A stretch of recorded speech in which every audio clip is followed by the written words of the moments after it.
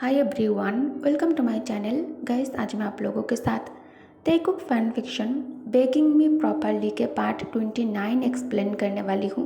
So let's get started. Guys से related कुछ और अपडेट तयंग को मिला है, जिसे देखकर तयंग और भी ज़्यादा शॉक्ड हो जाता है और उसे ये भी पता चलता है आयु को काई अब तक गलत मेडिसिन देते हुए आ रहा था, जिस मेडिसिन को एवरी डे खाने से आयु की माँ बनने की एबिलिटी नष्ट हो गया है और वो हमेशा इतना बीमार रहती है। मतलब आयु के माँ ना बनने के सबसे बड़ा कारण काई खुद है। आयु की कोई प्रॉब्लम नहीं थी। सच जानने के बाद अब तयंग को काई पर और भी ज़्यादा गुस्सा आ रहा था, लेकिन वो खुद को शांत कर लेता है क्योंकि तयंग जंगकुक को फिर से परेशान नहीं करना चाहता था। जंगकुक सोया हुआ है। कल घर जाने के बाद तयंग काई के मैटर को सॉल्व करेगा। जंगकुक के शरीर से और बालों से हमेशा ही बहुत ही स्वीट स्मेल आता है, लेकिन अभी हॉस्पिटल में रहकर दिन रात मेडिसिन और इंजेक्शन के वजह से ये थोड़ा कम हो गया है, लेकिन अब भी थोड़ा थोड़ा आ रहा है। तयंग फ़ोन लॉक कर जंगकुक को अपने बाहों में कसकर भर लेता है और उसके बॉडी सेंट को इनहेल करने लगता है। थोड़ी देर ऐसे ही रहने से तयंग को भी नींद आ जाता है। पिछले कुछ दिनों से तयंग एक पल के लिए भी आंखें बंद नहीं किया था। वो बहुत थका हुआ था, इसलिए उससे भी नींद आ जाती है। नर्स जंगकुक के ड्रिप बदलने आई थी। दोनों को ऐसे देखकर नर्स शर्माते हुए कमरे से बाहर आ जाती है। दूसरे तरफ आयु साइलेंटली क्राई कर रहा था और वेडिंग फ़ोटो एल्बम निकालकर काई और खुद की शादी की फ़ोटोज़ देख रही थी। शादी के दिन दोनों कितने खुश थे। उसके बाद समय कितना अच्छा बीत रहा था। तस्वीर पर हाथ फिराते हुए धीरे से कहती है, मैं कभी माँ नहीं बन सकती। इतनी बड़ी सच को जानने के बाद भी तुमने मुझे नहीं छोड़ा। इससे साबित होता है तुम मुझसे कितना प्यार करते थे। मैं कभी तुम्हें बच्चा नहीं दे पाऊँगी। ये जानने के बाद भी हमेशा तुमने मुझे प्रिंसेस की तरह ट्रीट किया है काई। तो फिर अचानक तुम इतना बदल कैसे गए? ये सब क्या हो गया? आयु ये बात नहीं जानती है कि उसका माँ ना बनने के पीछे काई का ही हाथ है और काई एक नंबर के साइको और एक सीरियस मेंटल पेशेंट है। खुद को सबके नज़रों में हीरो बनाकर आयु को हमेशा के लिए गिल्ट में डाल दिया है। काई ने सबसे एक कह कर के आयु कभी माँ नहीं बन सकती। लिसा और बोगम अभी किम मेंशन में है। जिमिन उनसे बात करके जब बेडरूम में आता है, जिमिन योंगी को बेड पर बैठा हुआ देखकर कहता है, तुम अभी तक जाग क्यों रहे हो? योंगी जिमिन के एक हाथ पकड़कर उसे अपने पास खींच लेता है, फिर उसे बाहों में भरकर कहता है, तुम ठीक हो या फिर अभी तक वही सब कुछ सोच रहे हो? जिमिन कहता है, मैं अभी भी अंदर से बहुत ही ज़्यादा डरा हुआ हूँ शुगा। मैंने कभी सोचा भी नहीं था डॉक्टर काई के मन में जंगकुक के लिए इतना खतरनाक भावनाएं हैं। सोचता हूँ तो रूह तक कांप जाता है। और ये सब जंगकुक के साथ हुआ है। पता नहीं वो कैसा महसूस कर रहा है। योंगी कहता है, चिंता मत करो, सब ठीक हो जाएगा। योंग है उसके साथ, तुमने देखा नहीं? योंग है उसके साथ, तुमने देखा नहीं? योंग कैसे उससे प्रोटेक्ट कर रहा है। उनके आंखों में कितना प्यार है जंगकुक के लिए। जिमिन कहता है, हाँ, ब्रदर इन लॉ जंगकुक को तकलीफ में देखकर पागल हो चुका था। गुस्से से कैसे शेर की तरह दहाड़ रहा था। मुझे तो बहुत डर लग रहा था उनके आंखों में देखने से। योंगी कहता है, लेकिन अब सब ठीक है। जिमिन कहता है, आयु दी के लिए बहुत ज़्यादा बुरा लग रहा है।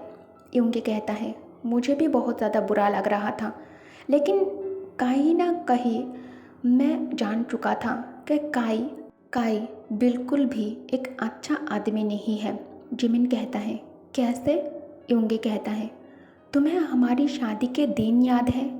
उस दिन मैंने कुछ नोटिस किया, काई किस तरह जंगकुक को घूर रहा था।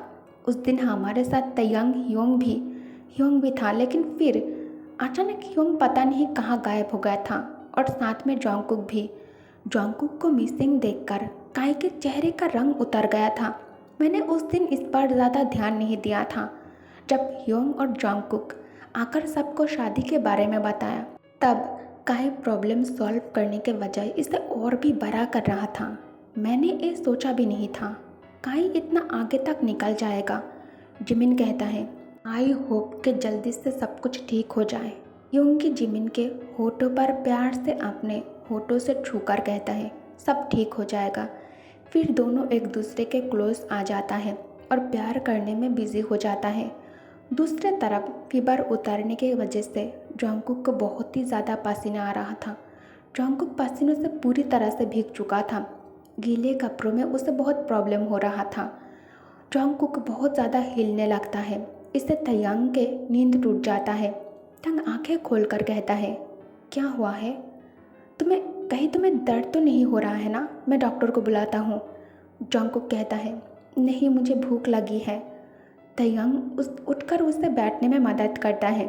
फिर ओवन में सूप गर्म कर उसे सूप पिला देता है। खाना ख़त्म करने के बाद जंगकुक कहता है, सुनिए। तंग इस बार गुस्सा नहीं करता क्योंकि अब उसे जंगकुक के मुंह से ये शब्द सुनने की आदत हो चुका है और उसे अब ये अच्छा भी लगता है। तयंग कहता है, हाँ बोलो। जंगकुक कहता है, मैं इस कपड़े को बदलना चाहता हूँ। पसीनों से पूरा भीग गया है। इसे पहनकर मुझे अच्छा नहीं लग रहा है। बहुत अनकंफर्टेबल फील हो रहा है। तयंग, क्या मुझे और कपड़े मिल सकता है? तयंग कहता है, वेट, मैं घर से तुम्हारे लिए क्लोथ लेकर आया हूँ, अभी निकालता हूँ। तयंग बैग से क्लोथ बाहर निकाल लेता है। जंगकुक कहता है, आप मुझे वॉशरूम तक जाने में हेल्प करो प्लीज़। तयंग कहता है, तुम्हें वॉशरूम जाकर कपड़े बदलने की कोई ज़रूरत नहीं है, मैं बदल देता हूँ। जंगकुक कहता है, नहीं, क्लोथ मुझे दो, मैं खुद पहन लूँगा। तयंग जंगकुक के लिप्स पर उंगली रख देता है।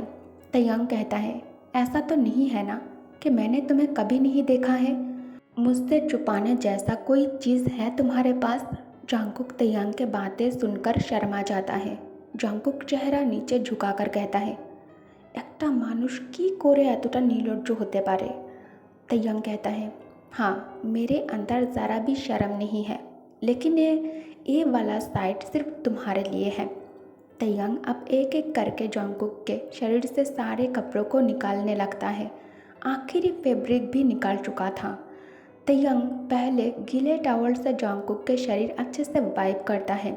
उसके बाद उसे एक एक करके कपड़े पहनाने लगता है। ये सब करते हुए तयंग के नीचे तो प्रॉब्लम क्रिएट हो चुका था, लेकिन जंगकुक बीमार है, उसे इस बात का भी ध्यान रखना होगा। लेकिन ये प्रॉब्लम की तो क्या कहे, ये तो बढ़ता ही जा रहा था। तयंग इससे ध्यान हटाने के लिए कहता है, चलो जल्दी से सो जाते हैं। जंगकुक कहता है, लेकिन अभी मुझे नींद नहीं आ रहा है, घर पर कॉल करके बात करें। तयंग कहता है, सब सो चुका होगा। जंगकुक कहता है, फ़ोन दो, जिमिन को कॉल करना है, जिमिन ह्योंग से बात करनी है।